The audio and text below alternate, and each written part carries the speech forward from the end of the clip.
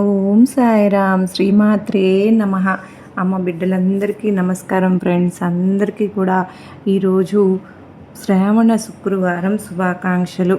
ఈరోజు పూజ అంతా పూర్తి చేసుకుని నేను అమ్మవారి గుడికి వెళ్ళి అమ్మవారిని దర్శనం చేసుకోవడం జరిగింది.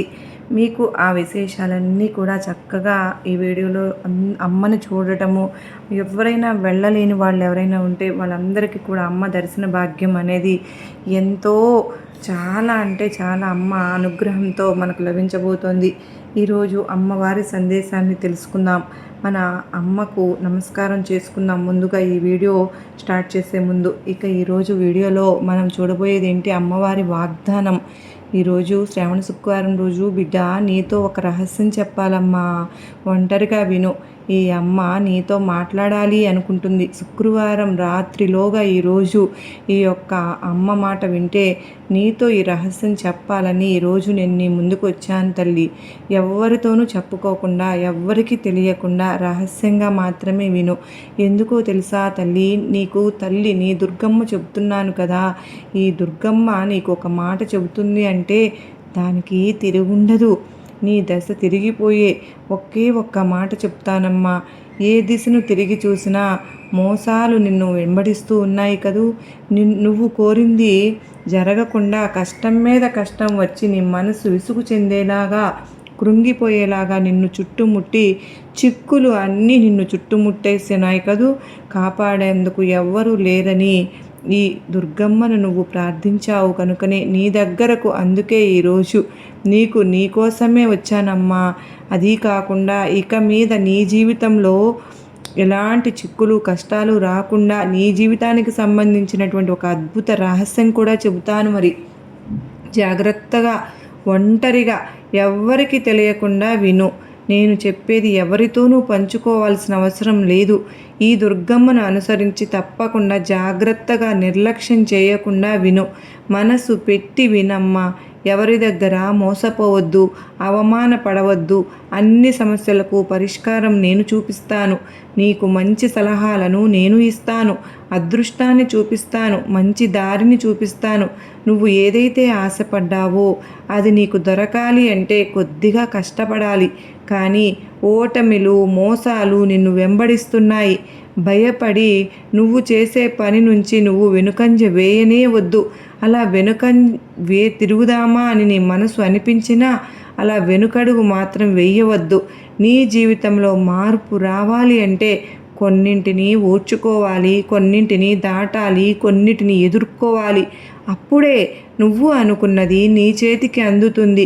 అది నువ్వు నీ జీవితానికి దక్కించుకుంటావు. కష్టాలను, మోసాలను చూసి నీ జీవితంలో ఇక నుంచి నీకు మంచి కాలమే లేదు, అదృష్టమే రాదు, నా జీవితం ఇంతే అని నువ్వు నిరుత్సాహపడవలసిన పని లేదు. నీకు మంచి కాలం ఆరంభమైపోయింది. ఇవన్నీ దాటుకుని తొక్కుకుని నిలబడితేనే జీవితం తల్లి. కష్టాలను, బాధలను, బలహీనతలను, మోసాలను, అవమానాలను, ఓటమిలను అన్నింటినీ దాటి రావాల్సిందే కదా. కష్టంతో దుఃఖం మాత్రమే నీ జీవితంలో ఉండవమ్మా. కష్టం మాత్రమే ఉండకూడదు, దుఃఖం మాత్రం ఉండకూడదు. ఒట్టి సంతోషమే ఉండాలి అంటే కుదరదు. ఇక్కడి నుంచి అంతులేని ఆనందం నీకు రావాలి అంటే ఈ కష్టం, దుఃఖం అనుభవించే తీరాలి. మరి ఆ తరువాతే అంతులేని ఆనందం నీ జీవితంలో చేరుతుంది. నువ్వు అదృష్టం ఒక పెద్ద శుభవార్తను అందుకోబోతున్నావు. నువ్వు గెలవాలి, నీకు విజయం రావాలి అంటే ఏం చేయాలో తెలుసా తల్లి? నీ వల్ల ఏది అయితే కాదు అనుకున్నారో వాళ్ళ ముందు ఎవరైతే అనుకున్నారో నువ్వు చేయాల్సింది చేయాలి, చేసి గెలవాలి. ఇలాంటి విషయాలు మాత్రం ఇక మీదట నీ జీవితంలో జరుగుతాయి. అలాంటప్పుడు నువ్వు ఎదగడం చూసి ఒప్పుకొని వాళ్ళు ఓర్చుకుని వాళ్ళు ఎంతమంది ఉన్నా వాళ్ళు అనుకునేది జరగదు. నీ జీవితం గొప్ప మార్పు వస్తుంది. అటువంటప్పుడు నువ్వు ఎదగడం తప్పక జరుగుతుంది. నిన్ను దిగజార్చాలి అని చూసిన వాళ్ళ కళ్ళు బైర్లు పెట్టుకుని మరీ చూస్తారు. వెళ్ళబెట్టుకుని మరీ చూస్తారు. కళ్ళను ఆశ్చర్యంతో చూస్తారు. అయ్యో కిందకి దిగలేదే అని ఆశ్చర్యపోతారు.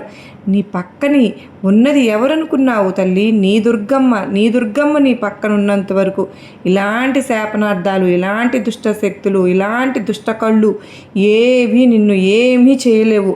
ఎందుకు వాళ్ళు తెలుసా అంటే, ఈ దుర్గమ్మ తల్లి వాటన్నిటిని తిప్పి కొడతాను కనుకనే నీకు అసలు అందనంత దూరంలో చెడుని ఉంచుతాను, మంచిని మాత్రమే నీ చుట్టూ ఉంచుతాను. నువ్వు చేయవలసినవి కూడా కొన్ని ఉన్నాయి బిడ్డ. నీ కోపాన్ని అదుపులో ఉంచుకోవాలి, మరి మౌనంగా ఉండాలి.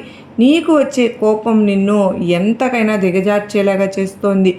అందువల్ల కోపం మాత్రం అదుపులో పెట్టుకో. ఎవరైతే నిన్ను దిగదార్చాలని చూశారో, ఎవరైతే నిన్ను దూరం పెట్టాలి అని చూశారో వాళ్ళకి దూరంగా ఉండు. వాళ్ళే నిన్ను వెతుక్కుంటూ వచ్చే సందర్భం వస్తుంది. వాళ్ళే నిన్ను ఎత్తుక్కుంటూ నీ మంచి తెలుసుకుని నీ దగ్గరకు వచ్చేలాగా నేను చేస్తాను. గొప్పగా నిన్ను మాట్లాడేలాగా చేస్తాను. అలా ఎవరైనా సరే నిన్ను గొప్పగా మాట్లాడినా పొగిడినా వెంటనే పొంగిపోనే వద్దు.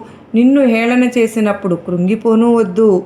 నీ జీవితం ఎప్పుడు ఇలాగే ఉండిపోదుగా, మారిపోతుంది తల్లి, మారి తీరుతుంది. అన్నీ మారిపోతాయి. అందరూ ఒకేలాగా ఎప్పుడూ ఉండరు అన్న విషయం నువ్వు తెలుసుకోవాలి. ఎవరైతే నిన్ను అవమానించారో, నిన్ను కిందకి దిగజార్చాలని చూశారో వాళ్ళందరూ నిన్ను కొత్తగా చూస్తారు. వారే నిన్ను వెతుక్కుంటూ వస్తారు. దానికైన సందర్భం కూడా అతి త్వరలో వస్తుంది. నీకు బాధ అనిపించినా, అవమానం అనిపించినా కన్నీరు మాత్రం బయటకు రానివ్వవద్దు. పళ్ళు కొరుక్కుని ఈ దుర్గమ్మను తలుచుకుని ఎలా ఎదగాలి అని ఆలోచించు, శ్రమించు, కష్టపడు. ఓటమి వచ్చినా సరే ఎదుర్కో, ధైర్యంగా ఎదిరించు. గెలిచినప్పుడు అనుకువగా ఉండు. నేను చెప్పే ఈ దుర్గమ్మ మాట నువ్వు ఒక్కటి గుర్తుంచుకోవాల్సిన మాట ఏంటంటే, నీ జీవితంలో బాధలు, కష్టాలు ఇవన్నీ కూడా అసలు ఉండనే ఉండవు. ఇక నుంచి నీకు అన్నీ పటాపంచలైపోతున్నాయి. నీ జీవితంలో ఎలాంటి సమస్యలు వచ్చినా వాటిని ఎదుర్కొనే శక్తి ఈ తల్లి దుర్గమ్మను ఇస్తున్నాను. ఇక నిన్ను ఎవ్వరూ తాకలేనంతగా, నిన్ను అందనంత ఎత్తుకు ఎగురవేస్తున్నాను. నీకు ఎవరు నచ్చుతారో వారితో సంతోషంగా ఉండు. ఎవరు నచ్చడం లేదో వారికి దూరంగా ఉండు. అప్పుడే ప్రశాంతంగా జీవించవచ్చు. నిజాయితీగా, ధైర్యంగా, నమ్మకంగా ఉన్న నిన్ను ఎవ్వరూ ఏమీ చేయలేరు బిడ్డ. ఎలా జీవించాలి అని నిన్ను ఒక ఉదాహరణగా తీసుకుని జీవిస్తూ ఉంటారు. ఎలా గెలవాలి అని నిన్ను చూసి నేర్చుకుంటారు. ఎలా అనుకువగా ఉండాలి, ఎలా మంచిగా ఉండాలి అని నిన్ను చూసి నేర్చుకుంటారు. కానీ ఒక విషయం, ఈ దుర్గమ్మకు మొక్కిన వారు ఎప్పుడు కూడా నిజాయితీ పరులు, ధర్మం వైపే ఉంటారు. మోసాలను సహించరు. అలాగే మోసం చేయాలి అని అనుకోరు. అందుకే నా బిడ్డవయ్యావమ్మా నువ్వు నా భక్తునివైనందుకు కారణం ఇదే తల్లి. నువ్వు ఈ దుర్గమ్మను కొలవాలి అంటే నువ్వు తప్పకుండా నిజాయితీ పరురాలువైనే ఉండాలి. ఖచ్చితంగా ధర్మబద్ధంగా ఆలోచించాలి.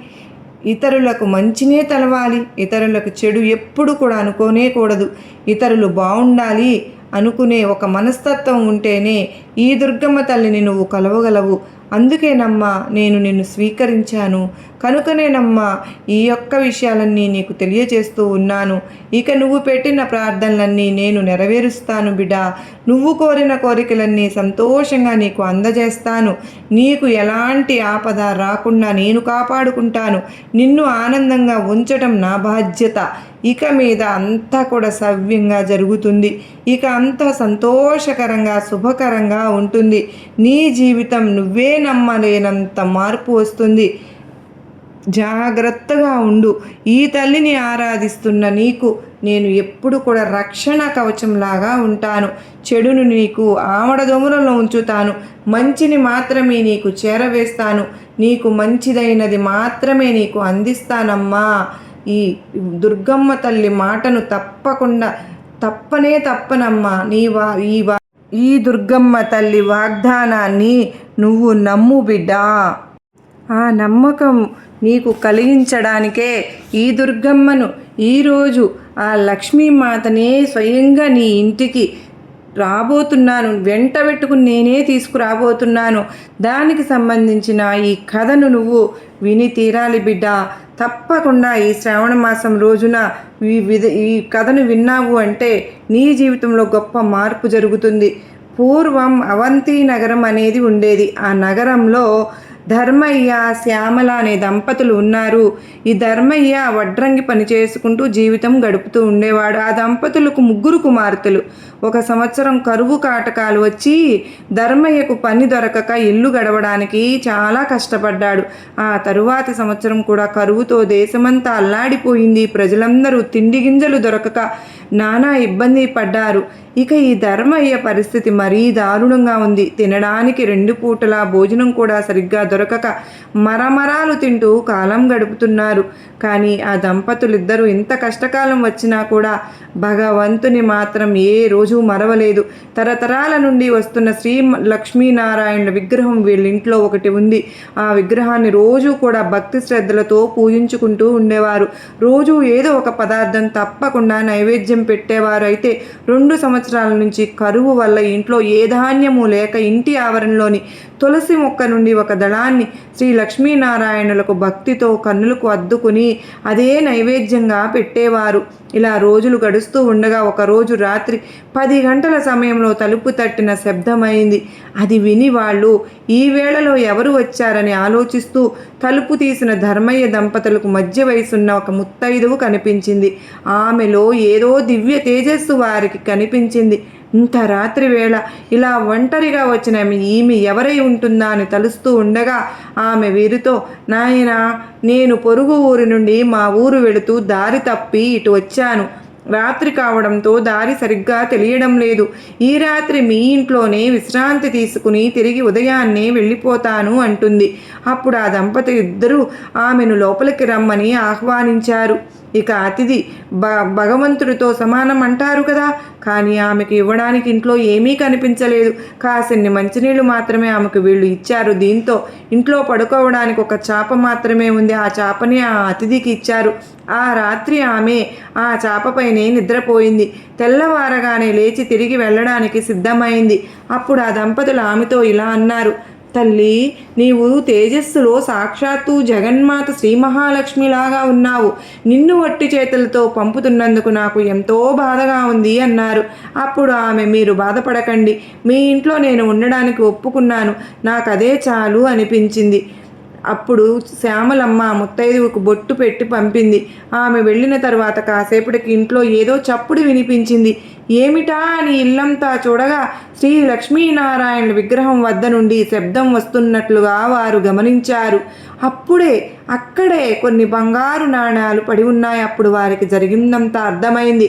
రాత్రి తమ ఇంటికి వచ్చింది మరెవరో కాదు, సాక్షాత్తు జగన్మాత శ్రీ మహాలక్ష్మియే. ఆ తల్లికి తానేమి ఇవ్వలేకపోయామే, కనీసం తగిన వసతి కూడా కల్పించలేకపోయాము కదా అని బాధపడ్డారు. ఆ తల్లిని అనేక విధాలుగా స్తుతించారు. శ్రీ మహాలక్ష్మి అనుగ్రహం కలిగిన కుటుంబం ఆ ధనంతో పిల్లల పెళ్ళిళ్ళు ఘనంగా జరిపించారు. జీవించినంతకాలం కూడా సుఖంగా జీవించి ఎన్నో సత్కార్యాలు చేసి ముక్తిని పొందారు. ఇది అమ్మవారు శ్రీ మహాలక్ష్మి చేసిన లీలా వినోదం. శ్రీ లక్ష్మీ కటాక్షం ఉన్నవారికి సర్వ సౌభాగ్యాలు సమకూరుతాయి బిడ్డ. దేనికి లోటు లేకుండా జీవితమంతా ఆనందంగా గడిచిపోతుంది. శ్రీ మహాలక్ష్మి కటాక్షం లేనివారు బానిసత్వం, దరిద్రం, అప్పులు, భార్యా వియోగం, ముసలితనం, అనారోగ్యం, చెడ్డ పిల్లలు పుట్టడం, అనేక రకాలుగా అష్ట కష్టాల పాలవుతున్నారు.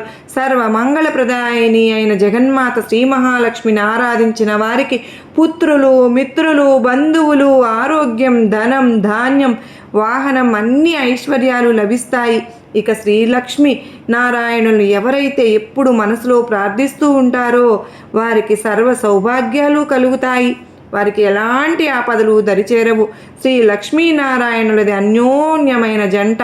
మత్స్యావతారంలో లక్ష్మిగాను, కూర్మావతారంలో కూర్మావతి, తరువాత గాను నరసింహ అవతారంలో శ్రీ మహాలక్ష్మిగాను, వరాహ అవతారంలో భూలక్ష్మిగాను, రామ అవతారంలో సీతగాను, శ్రీకృష్ణ అవతారంలో రుక్మిణిగాను ఆ మహాలక్ష్మి తన భర్త అయిన శ్రీమన్నారాయణుల వారితో కలిసి అవతరించింది. శ్రీ లక్ష్మీనారాయణుల అన్యోన్యత, ఆప్యాయత లోకంలోని దంపతులందరికీ ఒక ఆదర్శం. మహాలక్ష్మీదేవి చాలా కరుణ దయతో నిండి ఉంటుంది కనుకనే తనను తలుచుకున్న భక్తులకు ఎటువంటి కష్టము రాకుండా తను వెన్నంటే ఉంటుంది. అందుకే ధర్మయ్య శ్యామలాదేవి కష్టాలు చూడలేక రాత్రి సమయంలో వారి ఇంటికి వెళ్ళి ఆతిథ్యం తీసుకుని స్వీకరించి వారి కష్టాలన్నీ తొలగించింది. కేవలం ధర్మయ్య మాత్రమే కాదు, అమ్మవారి లీలలు ఎన్నో ఉన్నాయి. ఎంతోమందికి అమ్మ కరుణించింది. దానికి ఉదాహరణగా ఒక కథ చెప్పనా? అదేంటో ఇప్పుడు తెలుసుకుంటావా? పూర్వం రామాపురం అనే గ్రామంలో కృష్ణశర్మ అనే మహాపండితుడు ఉండేవాడు. అతడు బ్రాహ్మణ వృత్తి నిర్వహించుకుంటూ ప్రతి నెల ఊరి దేవాలయంలో కళ్యాణోత్సవం జరిపించేవాడు. ఊరి వారిలోని కటుక కాసులతో జీవితం మరింతగా గడిచిపోతూ ఉన్నైతే కృష్ణశర్మ ప్రతిరోజు ఉదయం 2 గంటల సేపు ఏవో స్తోత్రాలు చదివేవాడు. శ్రీ లక్ష్మీనారాయణను నిత్యము శ్రద్ధతో అర్చించేవాడు. అతనికి 2 కుమార్తెలు. వారి పేర్లు విజయ, వనజ. కొంతకాలానికి విజయకు వివాహ వయసు వచ్చి వరుడు కోసం ప్రయత్నం మొదలుపెట్టారు. కానీ ఎంత ప్రయత్నించినా వారికి మంచి సంబంధం దొరకడం కష్టమైంది. ఇలా ఉండగా ఒకరోజు గుడికి వెళ్ళి తిరిగి ఇంటికి వస్తూ ఉన్నాడు. కాలుకు రాయి తగిలి కింద పడిపోవడంతో కాలు విరిగిపోతుంది. వైద్యులు కనీసం 6 నెలలు విశ్రాంతి తీసుకోవాలని, మంచం దిగరాదని చెప్పారు. ఒక పక్కన కుమార్తె వివాహం కాలేదన్న బాధతో ఉన్న కృష్ణశర్మకు అనుకోని కష్టం ఎదురైంది. అంత మాత్రమే కాదు, ఏకంగా 6 నెలలు ఏ కార్యక్రమాలకు వెళ్లకుండా ఉంటే ఎలా జీవితం గడుస్తుంది అన్న విచారం అతన్ని కుంగదీసింది. పూర్వజన్మ ప్రారంధం ఇలా ఉంది అనుకున్నాడు. నెలలు గడిచాయి. ఈ 2 నెలలు ఎటు వెళ్ళిపోయేసరికి తాను కూడగట్టుకున్న సొమ్ములో చాలా భాగం ఖర్చు అయిపోయింది. ఇక మిగిలిన సొమ్ముతో ఎన్ని రోజులు గడిచేలాగా లేదు. ఒక రోజున సాయంత్రం వెంకటాపురం నుండి వెంకటశెట్టి అనే వర్తకుడు వచ్చి తన ఇంటిలో బారసాల కార్యక్రమం ఉందని, ఎలాగైనా కృష్ణశర్మ అనే ఈ కార్యక్రమం జరిపించాలని అన్నాడు. ఆ కృష్ణశర్మకు వెళదామని అనిపించిన వైద్యుడు చెప్పిన మాటలు గుర్తుకు వచ్చాయి. తాను ఎటు కదిలే పరిస్థితుల్లో లేనని వెంకటశెట్టితో చెప్తాడు. కానీ ఆ వెంకటశెట్టికి కృష్ణశర్మపై ఎంతో నమ్మకం. తన ఇంట్లో జరిగే బారసాలకు కృష్ణశర్మనే రావాలని అంటాడు. అంతేకాక ఇంటి వద్దకు బండి పంపుతాను, ఏమాత్రం శ్రమ పడకుండా వచ్చి ఆ శుభకార్యం నిర్వర్తించి తిరిగి రావచ్చును అని అంటాడు. ఇక ఈ కృష్ణశర్మకు ఇది బాగానే ఉంది అనిపిస్తుంది. అలా కొంతకాలం మంచాన పడి ఉంటాను, కొంచెం లేచి తిరగడం ప్రారంభిస్తే కానీ లాభం లేదని అనుకున్నాడు. వెంకటశెట్టికి నేను వస్తాను అని చెప్పి మాట ఇస్తాడు. ఇక ఆ రోజు ఉదయాన్నే లేచి ఊరు బయలుదేరడానికి సిద్ధమవుతాడు. వెంకటశెట్టి మాట ఇచ్చినట్లుగానే బండి పంపించాడు. కానీ బండి కొంచెం ఎత్తుగా ఉండడంతో శ్రీకృష్ణ శర్మకు బండి ఎక్కడం కష్టమైంది. ఇంటిలో నుంచి చెక్క బల్ల తెప్పించి ఆ బల్ల ఎక్కి జాగ్రత్తగా బండిపై కూర్చున్నాడు. నెమ్మదిగా తోలమని బండి అబ్బాయికి చెప్పాడు. అలాగే నెమ్మదిగా కృష్ణశర్మనికి ఏ కష్టం తెలియకుండా జాగ్రత్తగా తీసుకువెళ్తున్నాడు ఆ బండివాడు. అక్కడ కార్యక్రమం పూర్తయిన వెంటనే తిరిగి రామాపురం బండిలో బయలుదేరాడు.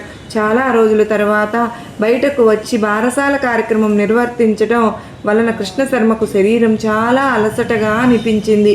ఇక వెంకటాపురం నుండి రామాపురానికి వచ్చే దారి కూడా సరిగ్గా లేకపోవడం వల్ల బండి పైకి కిందకి ఊగుతూ ఉంది. ఆ కదలికకు కృష్ణశర్మకు ఒళ్ళంతా నొప్పులు అనిపించాయి. ఇంతలో బండికి ఎదురుగా ఒక్కసారిగా కొన్ని కుక్కలు భీకరంగా అరుచుకుంటూ ఒకదాని కింద ఒకటి తరుముకుంటూ ఒకదానిపై ఒకటి పడి అరుస్తూ వస్తూ ఉన్నాయి. అలా ఒక్కసారి కుక్కలు అరవడంతో బండి లాగుతున్న ఎడ్లు బెదిరిపోయి పరిగెత్తడం మొదలుపెట్టాయి. ఇక అలా పరిగెత్తుతున్న బండిలో నుంచి కృష్ణశర్మ ఒక్కసారిగా బండి నుండి కింద పడిపోయాడు. అలా పడిపోవడంతో అప్పుడప్పుడే కోలుకుంటున్న కాలికి తిరిగి మళ్ళా దెబ్బ తగిలి బాధతో విలువిల్లాడిపోయాడు. ఒక్కసారిగా జరిగిన ఈ సంఘటనకు బండివాడు కూడా నివ్వెరపోతాడు. ఇక ఎడ్లను నెమ్మదిగా వీపుపై బండిని ఒక పక్కకు ఆపి కృష్ణశర్మ వద్దకు వచ్చాడు. విపరీతమైన నొప్పితో బాధపడుతున్న కృష్ణశర్మను తిరిగి బండిలో కూర్చోబెట్టడానికి ప్రయత్నించాడు. కానీ కృష్ణశర్మ ఎంతో నొప్పితో విలువిల్లాడిపోతూ ఏమాత్రం కదలలేని పరిస్థితుల్లో ఉన్నాడు. ఆ బండి వానికి ఏమీ పాలుపోవట్లేదు. ఇంతలో సన్నగా వానజల్లు కూడా ప్రారంభమైంది. కృష్ణశర్మ బాధ వర్ణనాతీతం. అదృష్టం కొద్దీ అటుగా 2 రైతులు వస్తూ ఉన్నారు. వారి సహాయంతో అతను కృష్ణశర్మను నెమ్మదిగా బండి లోపల కూర్చోబెట్టాడు. కృష్ణ శర్మ బాధలన్నీ వైకుంఠంలోని శ్రీ లక్ష్మీనారాయణులు గమనిస్తూనే ఉన్నారు.